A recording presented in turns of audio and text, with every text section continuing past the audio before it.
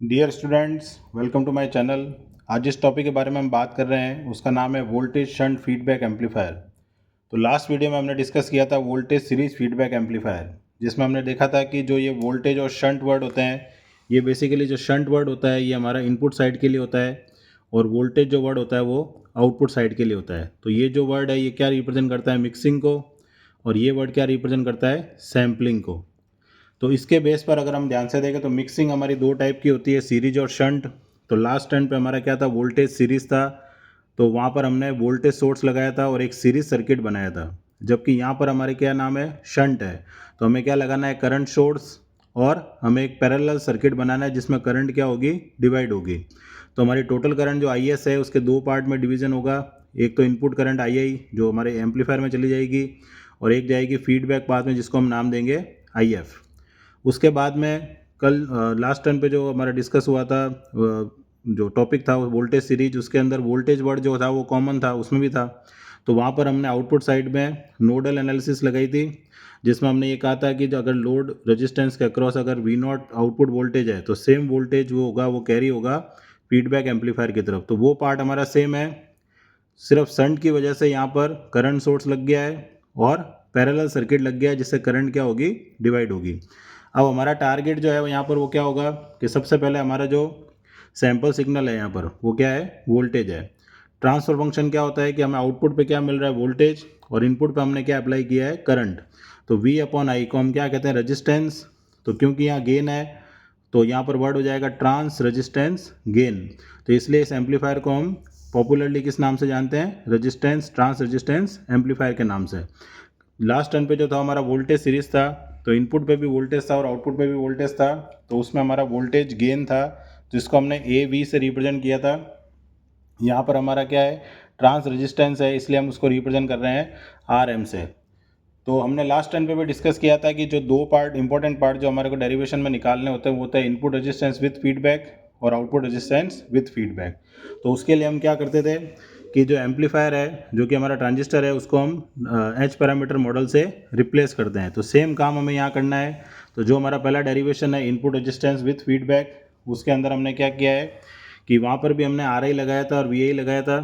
वहाँ पर डिफरेंस क्या था, वहाँ वी एस लिखा हुआ था और यहाँ वी आई था, वो सेम पार्ट था, बस वहाँ वोल्टेज सोर्स था, यहाँ क्या है, करंट सोर्स है। आउटपुट पे जो है वहाँ पर हमारा गेन था ए वी, और वो डिपेंड कर रहा था वी आई पर, क्योंकि इनपुट सोर्स जो था वो वोल्टेज था। यहाँ पर इनपुट सोर्स कौन है, करंट है, जिसका एक पार्ट है आई आई। तो इसलिए यहाँ पर लिखना है हमें आर एम, जो कि इस एम्पलीफायर का गेन है, और आई आई जो कि इनपुट पे जो लगा हुआ है उसका एक पार्ट है। वोल्टेज सीरीज के अंदर इनपुट पे वोल्टेज सोर्स था तो हमने यहाँ वी आई लिखा था, करंट वोल्टेज शंट में यहाँ पर करंट सोर्स है तो हमने आई आई लिखा है। बाकी पूरा कंसेप्ट हमारा सेम है। यहाँ से जो वी नॉट ट्रेवल करेगा वो यहाँ फीडबैक एम्पलीफायर तक आएगा, जो इस फीडबैक के लिए इनपुट है। उसके बाद में जो आउटपुट डेवलप होगा आई एफ, उसकी वैल्यू क्या होगी, बीटा इंटू वी नॉट। तो ये हमारा कंसेप्ट जो है वो हमारा सिमिलर है। अब हम डेरिवेशन स्टार्ट करते हैं।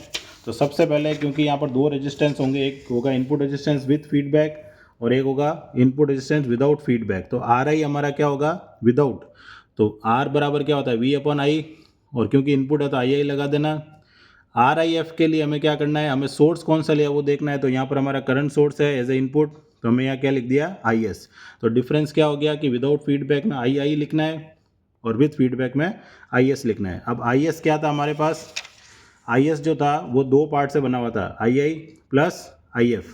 तो हमने क्या लिखना है यहाँ पर, I S equal to I I plus I F. तो आर आई एफ का वैल्यू क्या हो गया, अगर मैं आई एस की वैल्यू पुट कर देता हूँ तो V I upon I I plus I F हो गया। उसके बाद में हमें क्या करना है, अब इस आई एफ की वैल्यू निकालनी है।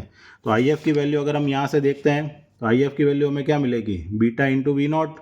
तो यहाँ पर क्या हो जाएगा, आई एफ की value beta into V not.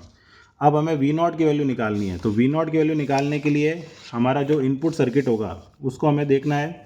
तो यहाँ पर वी नॉट लिखा हुआ है। तो लास्ट टर्न पे जो वोल्टेज सीरीज था उसके अंदर भी हमने इस रेजिस्टेंस को क्या किया था, नेगलेक्ट। तो क्योंकि अगर ये नेगलेक्ट कर देता हूँ मान लो, तो हमारे पास आउटपुट पे केवल क्या बच जाएगा, ये एक हमारा सोर्स बच गया जिसकी वैल्यू हमने क्या लिखी है, आर एम इंटू आई आई, और उसके अक्रॉस हमारा क्या रह जाएगा, लोड रेजिस्टेंस, जिसके अक्रॉस वोल्टेज कितना है, वी नॉट। पैरेलल में वोल्टेज सेम रहता है और ये भी एक वोल्टेज सोर्स है, तो वी नॉट की वैल्यू क्या आ जाएगी हमारे पास, आर एम इंटू आई आई कब आएगी, जब आर नॉट को हम नेगलेक्ट करेंगे। तो आर आई एफ का अब एक्सप्रेशन क्या हो गया, V I upon I I plus I F की जगह पहले क्या लिख दिया, बीटा वी नॉट, और वी नॉट की जगह लिख दिया R M into I I. दोनों में कॉमन क्या आएगा, आई आई कॉमन आ गया। यहाँ पर एक रेशियो बन गया वी आई अपॉन आई आई, जिसको हम क्या लिखते हैं, R I, that is input resistance without feedback. तो ये हमारे पास एक एक्सप्रेशन आ गया final answer R I F का, that is with feedback. Second part हमें जो निकालना है that is output resistance with feedback. तो उसके लिए हम थेवेनिन प्रिंसिपल को यूज़ करते हैं। थेवेनिन प्रिंसिपल में हमने सीखा था थर्ड सेमेस्टर के अंदर नेटवर्क थ्योरी में कि जो भी लोड होता है उसको हमें ओपन सर्किट करना होता है, और अगर सर्किट में डिपेंडेंट सोर्स है तो हमें अपनी तरफ से एक इंडिपेंडेंट सोर्स लगाना है, जिसको हम यहाँ पर नाम देंगे वोल्टेज V, और उससे क्या डेवलप होगी, करंट I। तो जो सर्किट हमारे पास बनेगा, और हमें ओनली कंसीडर कौन सा करना है, आउटपुट सेक्शन। ये हमने लास्ट टर्न पे भी डिस्कस किया था वोल्टेज सीरीज में। तो हमारा जो सर्किट बनेगा यहाँ पर वो कुछ इस तरह से नज़र आएगा। जो हमारा आउटपुट सेक्शन था, ये वाला था हमारा आउटपुट सेक्शन,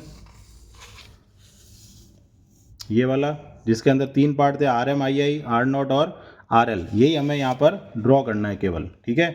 लेकिन आर एल को हमें क्या कर दिया, रिप्लेस, क्योंकि हम थेवेनिन सर्किट यूज़ कर रहे हैं। और रिप्लेस किससे करना है, एक इंडिपेंडेंट सोर्स से, जिससे करंट फ्लो होगी आई। तो आर ओ एफ जो हम निकालना है तो वो किसका रेशियो होगा, वी अपॉन आई का। तो हमारा फोकस पूरा वी और आई के रेशियो पर रहेगा। तो सबसे पहले हम KVL लगाएंगे। तो ये हमारा इंडिपेंडेंट सोर्स है, तो वी इक्वल टू क्या आ जाएगा, I R naught plus R M I I. यहाँ से अगर मैं आई की वैल्यू निकालता हूँ तो पहले मैं इसको इधर ट्रांसफर करूँगा तो ये माइनस हो जाएगा, और आई के साथ आर नॉट है तो वो कहाँ चला जाएगा, डिवाइड में। अब हमें आई की वैल्यू निकालनी है, पूरा फोकस हमारा आई रहेगा। तो आई एस बराबर क्या था हमारा initially, I plus I F.